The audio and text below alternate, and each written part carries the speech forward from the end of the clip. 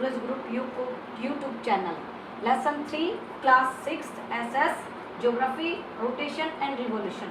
Rotation के बारे में हम पढ़ चुके हैं पहले कि मूवमेंट्स ऑफ द अर्थ दो होते हैं। जैसे प्लैनेट्स का अर्थ चक्कर लगाती है, ऐसे ही अर्थ के भी दो मूवमेंट्स होते हैं, रोटेशन एंड रिवॉल्यूशन। रोटेशन क्या होता है? अर्थ जो अपने एक्सेस पे घूमती है उसको हम रोटेशन कहते हैं। जैसे ये एक्सेस है और ये अपना अर्थ चक्कर खुद का एक्सेस का चक्कर लगाती है वेस्ट टू ईस्ट, और इसको हम रोटेशन कहते हैं। रोटेशन के कारण डे एंड नाइट बनते हैं, कभी दिन ज़्यादा बड़े हो जाते हैं, कभी रात बड़ी हो जाती है, तो ये because of the rotation.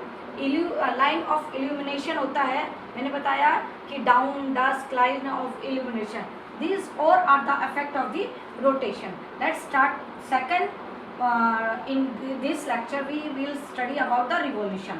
Revolution means earth revolves around the sun. Sun is here and the earth revolves around the sun like all planets do in the solar system. One revolution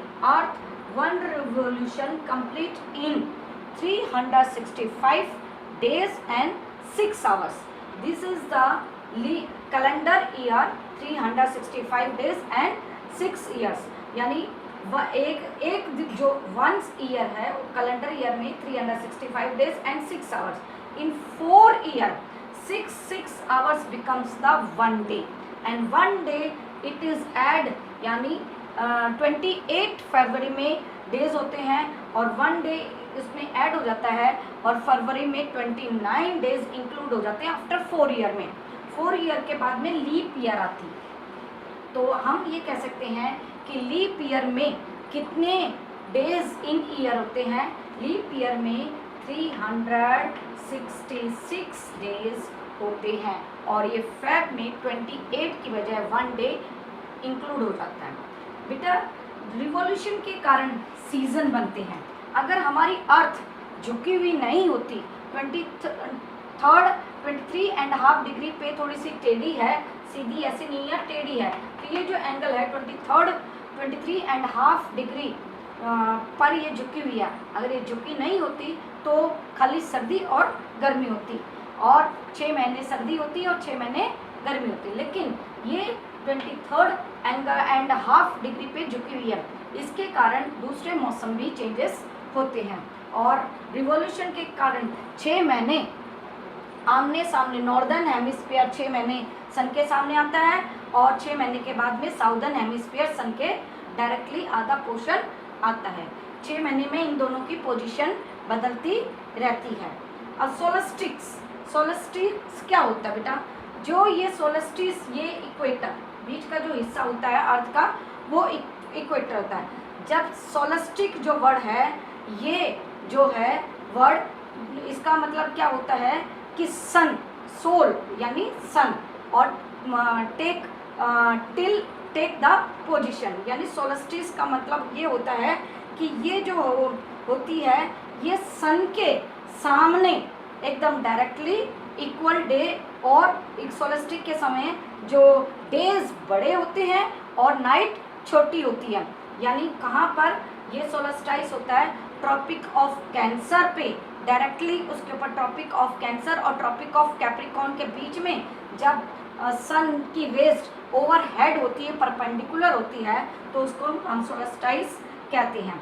solstice के समय सबसे बड़ा दिन और सबसे बड़ी रात होती है। जैसे नॉर्दर्न हेमिस्फीयर में 21 जून को सबसे बड़ा दिन होता है, और साउदर्न हेमिस्फीयर में सबसे छोटा जो दिन होता है वो 22 दिसंबर को वहाँ पर सबसे बड़ा दिन होता है। मतलब कि ऑपोजिट डायरेक्शन में, नॉर्दर्न हेमिस्फीयर में हमारे इधर अगर बड़ा दिन है तो वहाँ पर 21 को छोटा दिन है, और जैसे 22 दिसंबर को हमारे यहाँ छोटा दिन है तो नॉर्दर्न हेमिस्फीयर में बड़ा दिन है। ऐसे ही जो सेकंड है इक्विनॉक्स होता है इक्वल। इक्विनॉक्स का मतलब equal day and night. Equal day and night जो होते हैं ये 21 मार्च को होता है। यहाँ per day and night 12 hours के डे एंड नाइट होते हैं। और ऐसे ही 23 सितंबर को डे एंड नाइट इक्वल होते हैं। क्यों? क्योंकि यहाँ पर इक्वेटर पर एकदम सामने, इक्वेटर के सामने सन रे की किरणें डायरेक्टली पड़ती हैं, इसलिए हम इसको इक्विनॉक्स कहते हैं, इक्वल। यानी अब मैं आपको मौसम के बारे में, ये हमारा सन है, ये अर्थ का नॉर्दर्न, NH का मतलब नॉर्दर्न हेमिस्फीयर, SH का मतलब साउदर्न हेमिस्फीयर। आपको मैंने पहले बताया अर्थ कौन से डायरेक्शन में रोटेट करती है, west to east, and it is the anticlockwise. Let's start from the here, this is the southern edge, this is the axis and southern hemisphere and northern hemisphere. Sun यहाँ है तो कौन सा इस सन के सामने आ रहा है, साउदर्न हेमिस्फीयर।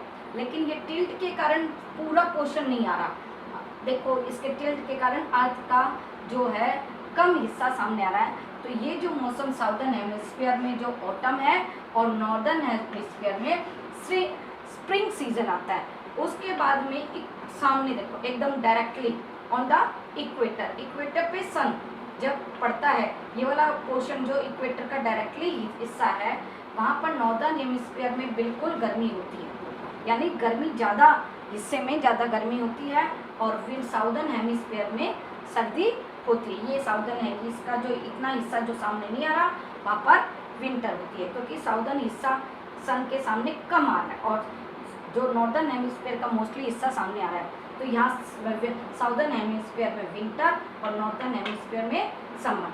साउदर्न इधर पर साउदर्न हेमिस्फीयर में स्प्रिंग, नॉर्दर्न हेमिस्फीयर में ऑटम, और ऐसे ऐसे करके हर महीने में 3-3 महीने में हमारे 4 सीजन्स, समर, स्प्रिंग और विंटर और ऑटम, ये सारे मंथ, ये सीजन्स हर मंथ में 3-3 मंथ का गैप करके पूरी कंप्लीटली में 4 सीजन को डिवाइड किया गया है। तो this is we have learn about the rotation and the revolution of the earth. Thank you, have a nice day.